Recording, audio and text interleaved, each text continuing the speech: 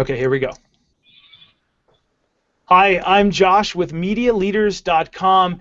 And if you work in a company, perhaps in the marketing department, or if you're starting your own firm, you know that it's not that easy to get outreach. And there's always a new network, a new hurdle perhaps, on how to reach customers. Today, we are talking about outreach and hurdles that entrepreneurs have in either reaching their customer or building their business. I'm Josh Oakes, the author of Light, Bright, and Polite, where I travel the country training students how to shine online so that they can reach people and put their best foot forward. Today, we're talking with entrepreneurs all over the world in many different countries on how they can do that as well. So first, our biggest question for them is, in your startup or in your company, please tell us what's your approach to outreach and also what's your biggest hurdle. They're going to answer one of those two questions on the video live today. This is one of our bigger podcasts. First, we have Eva. Eva Baker is a 20-year-old entrepreneur that founded Teens Got Sense when she was 16 years old. Her site is devoted to personal finance for teenagers. She writes about smart shopping, how to get a great part-time job, budgeting basics, and going to college debt-free. Eva, welcome to the video, and talk to us about your biggest hurdle, this new conference that you have. Hi, thanks so much for having me. So yeah, I am putting on a conference for teen entrepreneurs this summer.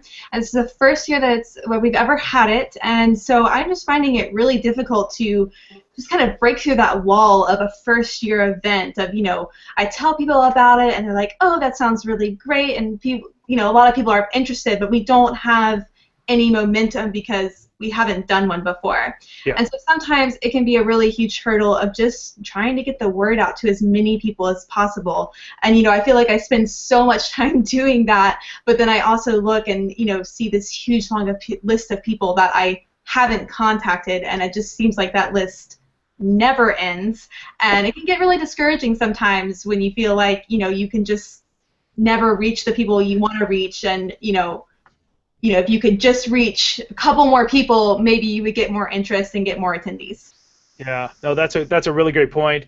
Next, we are going straight to Israel. Asaf Kopla is streaming today from Israel. He's the founder and CEO of Show Unreal, which is a tool for artists to live stream and charge for their viewers to see their events. He's going to talk to us about his hurdle on social media. Asaf, welcome to the video, and talk to us about your biggest hurdle. Thank you so much for having me, Josh. I'm glad to be here. So my biggest hurdle is basically I never was a social media person, more of a private person, and promoting a show and a crowdfunding campaign on social media is basically about knowing how to engage and how to connect on social media. And it was never me. And adjusting and may I say replacing a disk, it's never easy. I mean, it's tough. It's really tough. No, I totally understand. What Eva says earlier about how to engage, how to connect, how to reach out to people. Yeah. Any quick tip for people that how you did it? Is there one tool that maybe you're using to overcome that? Well, I'm using lots of tools. I'm trying like Facebook, Twitter. Twitter is an amazing tool to reach out to people. And basically, it's about if you want to do it, you must go for it. You must adjust. It's about making the best you can do to reach out to people. Great. Okay, well, thank you so much for that tip. Next, we're over to New York City. We have a veteran of the Shark Tank. We have Lori Cheek. Lori's an architect turned entrepreneur. She's founder and CEO of Cheeked. It's just a mobile dating app and was on the Shark Tank, which is really exciting. She's going to talk to us about her biggest hurdle, which a lot of startups have. It's never easy when you're a normal person like all of us on here. Lori, welcome to the video, and talk to us about your biggest hurdle. So I would say the financial struggles about my business have been the biggest hurdle that I've faced for the past 5 years. And for 14 months, I rented my apartment out on Airbnb while I worked out of a suitcase practically, slept on all my friends' sofas. I sold my entire wardrobe on Amazon.com and eBay. I was going to do pretty much anything to keep my business alive. And a couple of years ago, I hit a big brick wall financially. So I decided to take myself onto the Shark Tank. And they pretty much all quickly shut me down, and I ended up raising 5 times that much money from an investor after the show. So it came in handy. That is really terrific and wonderfully motivational too. Hey, next we're going to jump over to Austin Miller. Austin's the head of content marketing for a B2B tech startup called Bookly, which provides cloud-based bookkeeping to small business owners all over the country. You know, Austin, talk to us about your outreach tip. You talk about targeting business owners with extremely value-driven articles. Give us examples of that. Yeah, so accounting is a very limited vertical, so we kind of branded ourselves as champions of small business in general, since that's our clients. Some of the more popular articles we've done, for example, I wrote one the other week about top 50 Google Chrome extensions. And instead of just sharing that out, I individually contact each of these people that have created these Chrome extensions and say, hey, we're about to share this article. Would you be interested in sharing it as well? And we got over 500 shares on that article, and we've done the same by replicating this formula on many other types of listicles. So. That's really terrific. Okay, next we're jumping over to Noel, and Noel left his 25-year career as a CBS VP executive to start Groundswell Group. The ground is swelling actually near us right now because President Obama is near and his helicopter's landing. But to found Groundswell, a company that bridges the gap between nonprofits and corporations, he designs and develops cause marketing solutions for corporate partners. Now, talk to us really about what is your hurdle and how does focusing help you get over that hurdle? Yeah, thanks, Josh. Our hurdle is enormous. There's 1.6 million registered nonprofits out there. There's thousands of businesses that want to find a way to connect with those nonprofits. So no one has built a system, a resource, or a marketplace to understand both sides of it. So that's what we've built. But the work is endless. So our ability to go in there and figure out where should we focus, is it on domestic violence, LGBT, seniors, youth rights? There's so many different causes. So what we've determined to do is stay focused on an area, perfect that area, and then go on to the next thing, as opposed to being paralyzed by the data analytics of trying to figure out a way to get it done. So it's been a tall task, but day by day we figured out a way to accomplish one goal at a time and work our way towards a long-term sustainable business. I like that. Focusing is so key, and it's so great. You can show a little bit of success along the way. That's really great. Next, we're over to Leah Cannon. Leah's the co-founder of SciStart, which is a startup that helps young scientists turn their research into marketable products. Hey, Leah, welcome to the video, and talk to us about your biggest hurdle growing your community without a big marketing budget. So thanks for having me, Josh. SciStart, it's really difficult for young scientists to commercialize their research, so our goal at SciStart is to build a community of scientists and business development experts who can help a young scientist develop a plan, a business plan, a marketing plan, and turn their research into products and businesses. So our biggest hurdle is growing our community without having a large marketing budget to support us. And one way that we've tried to do this is really to target our marketing to an audience who will honestly be interested in what we do, and to try to really understand where our audience is. Are they on Twitter? Are they on LinkedIn? Do they read blogs? Do they listen to videos? And to create the kind of content that will give them important information and will reach them where they are. That's a great tip. Okay, next we're over to Stan. Stan Kimmer had a 31-year career with IBM with several roles including human resources. Now, Stan now runs Total Engagement Consulting, which engages employees in meaningful long-range career planning. Stan, talk to us about your outreach tip for small businesses and mid-sized businesses. You mentioned that networking is really the key. Can you give us a couple tips there? And actually, I have like a special form of networking. I actually have about 6 or 7 different ways of reaching out, but through this one area, I've actually won over half of my business. I offer to speak at local and state human resources professional groups on my areas of expertise around diversity and around career development.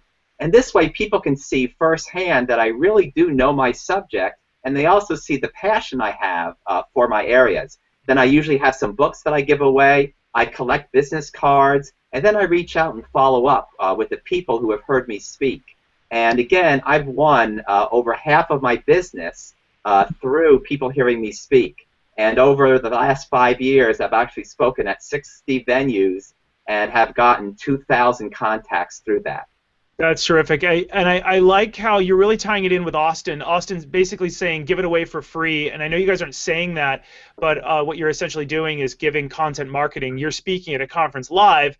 Austin's saying, hey, here's the 25 best Chrome extensions you need to know, because maybe what we're doing isn't selling to you directly, but helping you so that you want to use our tool. I love that. Now, next, we're over to Danita Harris. Danita owns Rated M Foods, which manufactures wine-infused foods like balsamic vinegar, cocktail salt, and grill rub. They're in Hilton, Fort Lauderdale Beach, and Ritz-Carlton, 2 locations, and Amazon.com. And they're launching an e-commerce store in the end of April, and have recently chosen to participate in Overstock's Farmers Market. Danita, please help, and forgive me if I pronounce your name wrong, it's Danita. Help us with your biggest hurdle. You mentioned it's engaging people in a way to see ROI. Can you walk us through that? Yeah, well, I have a couple of different lines, vertical lines that I deal with. So I deal with everything from the wholesaler to the distributor to the end user. Mm-hmm. And so all of those conversations are different, but one and the same.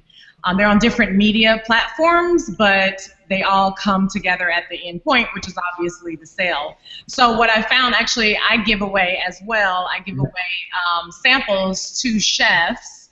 My biggest is LinkedIn. That gives me great response because I'm right in the face of the chef who is the decision maker. Even if I'm going through like Ritz-Carlton, I have to go through food and beverage directors, but ultimately it's the chef's decision. So sometimes it's a slow process, and especially when I'm dealing with end users going to our e-commerce outlets and seeing those returns in terms of those sales trickle in.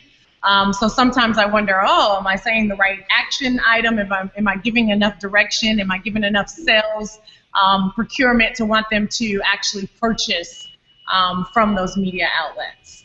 Boy, that's great. So you have a B2C product that people enjoy, but you use a B2B network, LinkedIn, to find those decision makers. Is that right? Yes. Well, I have the B2B and a B2C. And so the trick is the B2B, right? You go to the Ritz, you enjoy the Sunday brunch with my cocktail salts on the signature drink for the day. Now you can then turn that into a purchase on my B2C platform. Yeah, that's really terrific. All right, so I want to thank everybody. You know, we have, from Florida, we have a 20-year-old entrepreneur that started at 16. And then we have a veteran, essentially, from the Shark Tank, which has said, this is how I raised money and got over a hurdle to raise a tremendous amount of money, even when things aren't going right. We have Austin saying, hey, give away tips around your product and use some content marketing, some free help. Stop selling and start helping, essentially, which, Austin, I love that tip. Back over to Israel, where, hey, just keep moving, because even though social media is a little bit overwhelming, when you have a new product that you feel is going to add value to people, just continue to learn maybe how to use Twitter to reach out to people. I really like that. Stan, I liked your tip a lot about saying, why don't I speak live and be a thought leader on that. I think that is really good that you're doing that.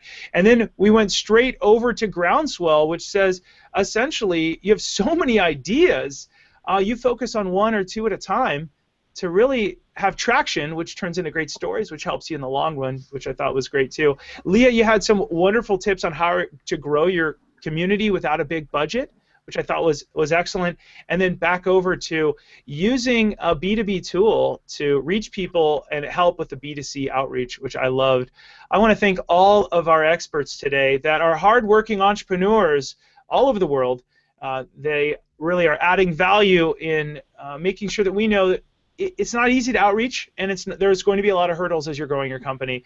I want to talk to you really quickly about 2 opportunities you can take part in if you're watching this video.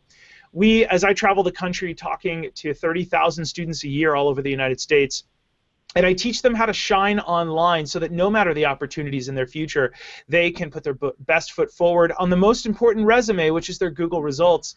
We have something called the Digital Citizenship Conference in Los Angeles, April 22nd. There's virtual tickets available. You can learn from 30-plus experts, both on keeping kids safe and smart online. When I say smart, I mean talking to every middle school and high school student about their online resume, which is Google, and making sure their online footprint tells a story that is all about what they want to put their best foot forward for in an interview. Next, we have the Digital Growth Summit sponsored by Microsoft on May 6th and May 20th. May 6th is in Los Angeles. May 20th is in San Francisco. All about, we've got a social media track with social media best practices and tools and influencers, and a business intelligence track talking about CRM, predictive analytics, a bunch of cool nerdy stuff. It gets me all worked up. But there's a virtual ticket where you can attend both conferences, watch all the videos. You can learn from almost 100 experts for a very low fraction of the price. Couldn't be more honored to have these experts on today. You guys are really, really incredible. And I want to thank all of you for watching the video. As always, keep it light, bright, and polite. I'll see you guys on the next podcast. Thank you. Thanks.